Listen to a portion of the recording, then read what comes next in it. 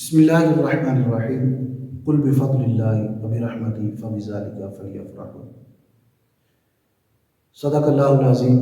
آیت مبارکہ میں اللہ رب العزت نے ارشاد فرمایا، جب اللہ کا فضل اور اس کی رحمت آئے تو اس پر خوشی مناؤ۔ لاکھوں بچے، اربوں بچے دنیا میں پیدا ہوئے، کسی کے پیدا ہونے پر اتنی خوشی نہیں کی گئی جتنی میرے اور آپ کے آقا و مولا کی پیدائش پر خوشی ہوئی۔ جب میرے اور آپ کے آقا و مولا کی ولادت ہوئی تو اس موقع پر اللہ رب العزت نے دنیا جہان میں جتنے بھی اس وقت بچے پیدا ہوئے، تمام کے گھر میں بیٹے پیدا ہوئے۔ یہ ایک بڑی خوشی کا اظہار ہے۔ ہر ایک کا ایک اپنا طریقہ، اپنا انداز ہوتا ہے۔ صحابہ کرام کا اپنا انداز تھا۔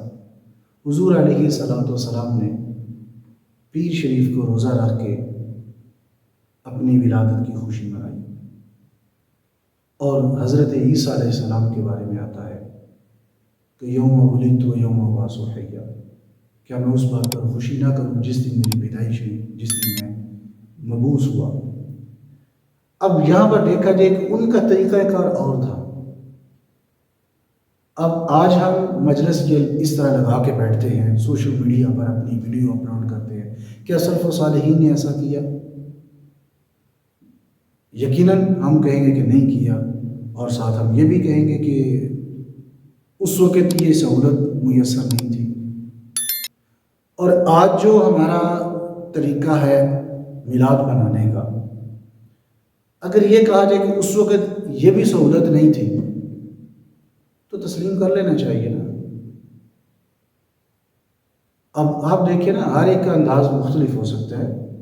جب حضور علیہ الصلوۃ والسلام ہجرت کے موقع پر جب مکہ سے مدینہ کی طرف ہجرت کر کے جا رہے تھے، معبد جب ان کے گھر کے قریب سے گزرے نا، تو وہاں پر صحیح روایات میں آتا ہے کہ آپ نے وہاں پر ٹھہرے، وہاں سے دودھ بکری سے نکالا۔ میں اس واقعے کی طرف نہیں بڑھوں گا، یہ بات طویل ہو جائے گی۔ آپ نے دودھ نکالا، دودھ پیا، اور پھر جب واپسی پر نکل گئے شام کو، ابو معبد جب گھر میں آیا، اس نے کہا یہ خوشبو کس چیز کی آ رہی ہے؟ لگتا ہے آج کوئی گھر میں آیا تھا۔ تو معبد نے پھر یہ ساری بات سامنے رکھی، بتا دی، اور پھر وقت کے ساتھ جب وہ ہر روز بکریاں چرا کے جب وہ واپسی پر آتے نا، تو رات کو کھانا کھانے لگتے، تو وہ اپنی زوجہ سے ایک ہی بات کرتے کہ کھانا بعد میں کھائیں گے، پہلے مجھے اس مبارک کی بات سنائے۔ انہوں نے اپنے انداز میں خوشی منائی، ہم اپنے انداز میں خوشی مناتے ہیں۔ ہر ایک کا اپنا انداز ہو سکتا ہے، ان کا اپنا انداز تھا، ہمارا اپنا انداز ہے۔ ہم یہ مجلس لگاتے ہیں، ہم دیکھا جائے تو ہمارے بہت سارے لوگ سوشل میڈیا پر آ کے ہمیں دین سمجھانے کی کوشش کرتے ہیں۔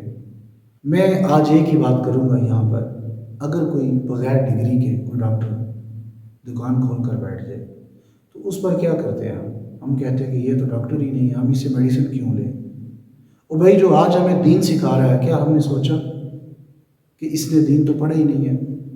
یہ نہ تو عالم دین ہے، نہ تو یہ 5 وقت کا نمازی ہے، نہ تو یہ اس نے کبھی قرآن کھولا، نہ اس نے کبھی حدیث کی کتاب کھولی۔ اس نے چند رٹی رٹائی حدیثیں سن لی اور وہ سنانا شروع کر دی ہمیں، تو ہم نے ان سے دین لینا شروع کر دیا۔ ہم نے کبھی بھی اس بات پر غور نہیں کیا کہ کیا اس کے پاس اس چیز کی ڈگری ہے، وہ اس چیز کا اہل ہے کہ وہ ہمیں یہ دین سکھا سکے۔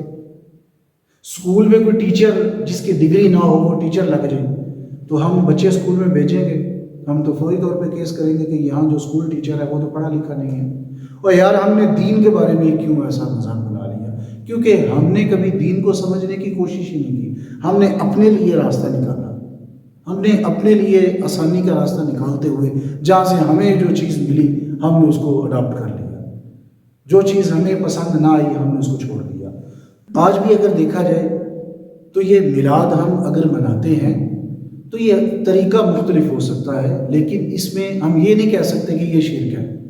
حضور علیہ الصلوۃ والسلام کی ولادت کے ہم قائل ہیں کہ آپ پیدا ہوئے، تو وہ شرک کہاں کرائے گے؟ اللہ رب العزت سے دعا ہے کہ اللہ رب العزت ہمیں سمجھنے کی توفیق